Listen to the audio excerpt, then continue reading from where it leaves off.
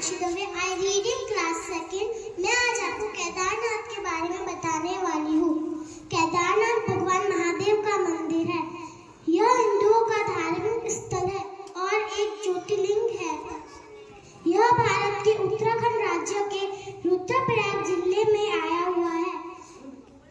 केदारनाथ जाने के लिए हमें जोधपुर से रेलगाड़ी के माध्यम से ऋषिकेश जाना पड़ता है।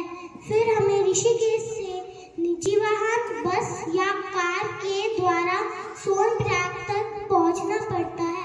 उसके बाद सोनप्रयाग से गौरीकुंड तक पहुंचते हैं।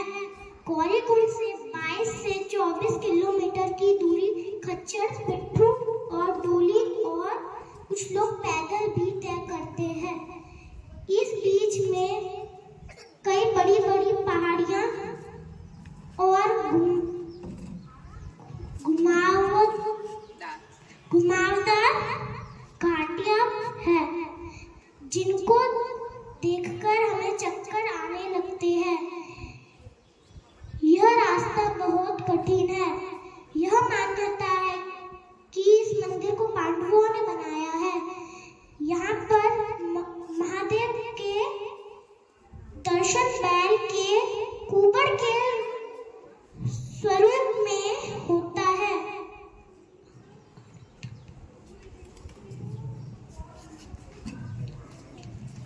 जो कुबड़ के रूप में है। यहाँ पर 5 पांडवों और द्रौपदी माता और विष्णु भगवान की छोटी प्रतिमा है। अब हम बात करते हैं कि यहाँ की जलवायु की। यहाँ की जलवायु प्रतिकूल है।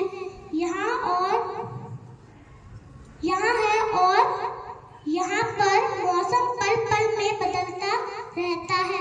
कभी बारिश तो कभी तूफान, तो कभी ज्यादा सर्दी, तो कभी हल्की हल्की धूप। यहाँ पर जाने के लिए एक वर्ष में 6 महीने ही उपयुक्त है, जो कि मई से अक्टूबर तक है। उसमें भी मई और सितंबर सबसे अच्छा समय है, क्योंकि इस समय भीड़ कम होती है, दर्शन भी हो जाते हैं और होटल इत्यादि सुविधा भी अच्छी से मिल जाती है। My name is Varini Bissa. I study in class 3rd. हाँ तो दोस्तों, मैं आज आपको बताने वाला हूँ मेरी पसंदीदा जगह, जहाँ मैं मेरे जीवन में एक बार जरूर जाना चाहूँगा, अमरनाथ। अमरनाथ जम्मू कश्मीर यूनियन टेरिटरी की राजधानी श्रीनगर से 106 किलोमीटर दूर स्थित है। अमरनाथ का इतिहास बहुत पुराना है। हजारों सालों से सनातन धर्म से श्रद्धालु अमरनाथ की यात्रा कर रहे हैं। हमारे शास्त्रों व पुराणों में भी इसका वर्णन देखने को मिलता है, परंतु आधुनिक मान्यता के अनुसार एवं अमरनाथ श्राइन बोर्ड के अनुसार अमरनाथ गुफा की खोज एक चरवाहे ने की। तो चलिए दोस्तों, अब मैं आपको बताता हूँ कि इस जगह का नाम अमरनाथ कैसे पड़ा। कथा है कि एक बार माता पार्वती जल पर अड़ गई और शंकर भगवान से यह कहने लगी, मुझे अमर कथा सुनाइए ताकि वो अमर हो जाए। भगवान शंकर इस जिद से परेशान होकर आखिर अमर कथा सुनाने के लिए मान गए, लेकिन उनको डर था कि यह अमर कथा कोई और न सुन ले। अतः वे एकांत तलाशते हुए हिमालय की पहाड़ियों में एक गुफा में पहुंचे। उन्होंने अपने साथों को भी पीछे छोड़ दिया और माता पार्वती को अमर कथा सुनानी प्रारंभ की।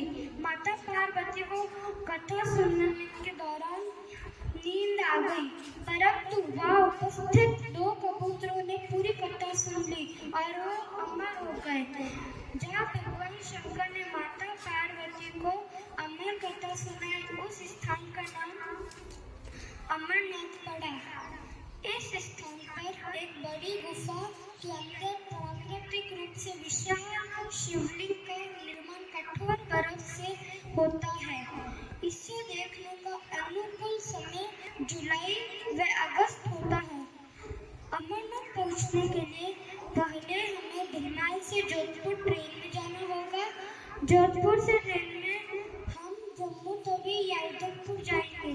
उधमपुर से बस द्वारा हम पहलगांव एवं पहलगांव से शेयरिंग टैक्सी में चंदवाड़ी तक जाएंगे। चंदनवाड़ी से 32 किलोमीटर की कठिन चढ़ाई करके हम 2 दिन में अमरनाथ गुफा पहुंचेंगे। अमरनाथ जाने का दूसरा रास्ता बालटाल से होता है।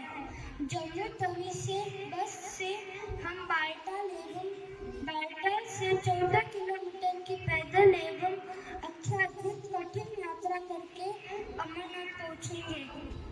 अमरनाथ जाते हुए हम हमारा पहला स्टे श्रीनगर कर सकते हैं। श्रीनगर एवं इसके आसपास कई दर्शनीय स्थल हैं। गुलमर्ग, सोनमर्ग, शंकराचार्य मंदिर, डल झील, परिमल, निशान बाग, मुगल गार्डन आदि। My principal sir and my teachers and good morning all of you. मैं आज आपको शबरीमाला के बारे में बताऊंगी। आप सबने रामायण तो सुनी ही होगी। उसमें एक शबरी नाम की बुढ़िया का वर्णन है। तो चलो आज मैं आपको लेके चलती हूँ उसके रहने के स्थान पर शबरीमाला। शबरीमाला में एक प्राचीन मंदिर है। वह मंदिर भगवान अय्यप्पन को समर्पित है। भगवान अय्यप्पन के बारे में कहा जाता है कि उनका जन्म भगवान शिव और भगवान विष्णु की स्त्री अवतार मोहिनी के मिलन से हुआ था। वह विश्व में सबसे बड़े तीर्थ स्थलों में से एक है। वहाँ 10 से 50 वर्ग आयु की महिलाओं का प्रवेश वर्जित है। वहाँ की प्रसाद की गुणवत्ता जांच के केंद्रीय खाद के साथ की जाती है। वह मंदिर उस भूमि पे बना है जहाँ पे भगवान अय्यप्पा ने राक्षसी को मार गिराया था, जो राक्षस महिषासुर की बॉस जैसे शक्ल वाली बहन थी। वह उधर जाने के लिए पहले हमें ट्रेन से मुंबई जाना पड़ता है। वहां से फिर अपन फ्लाइट, बस या ट्रेन से जा सकते हैं। भीलवाड़ा से उसकी दूरी 2300 किलोमीटर है। उधर 18 पहाड़ियों के बीच में बना हुआ है और उधर 18 सीढ़ियां भी है। उन 18 सीढ़ियों की अलग अलग मान्यता है।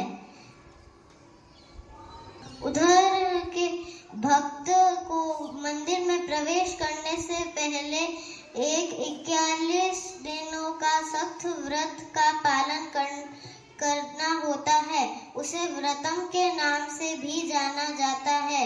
और उधर के यात्री काला या नीले रंग का कपड़ा पहनते हैं और उधर के यात्री नियमाभिषेकम अनुष्ठान का पालन करते हैं, जिसमें भगवान अय्यप्पा की मूर्ति को घी डालना शामिल होता है।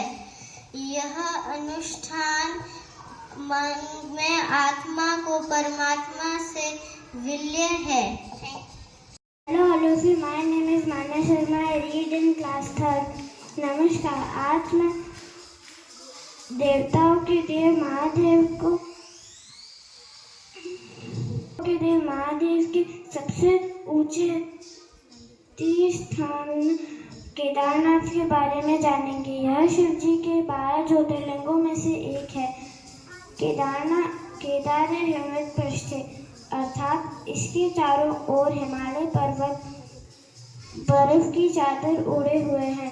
पास में मंदाकिनी नदी बहती है और यहाँ का शांत वातावरण बहुत सुंदर होता है।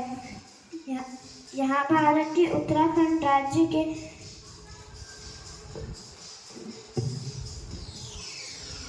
रुद्रप्रयाग जिले में 3593 फीट की ऊंचाई पर स्थित है। ऐसी मान्यता है कि पांडवों ने इसका नेवी और शंकराचार्य जी ने इसका पुनः निर्माण करा था। एक बार पांडव युद्ध जीतकर भगवान कृष्ण जी की आज्ञा पर शंकर जी के दर्शन करने आ रहे थे, किंतु शंकर जी को उनको दर्शन नहीं देने थे, तो इसीलिए वे बैल का रूप धारण करके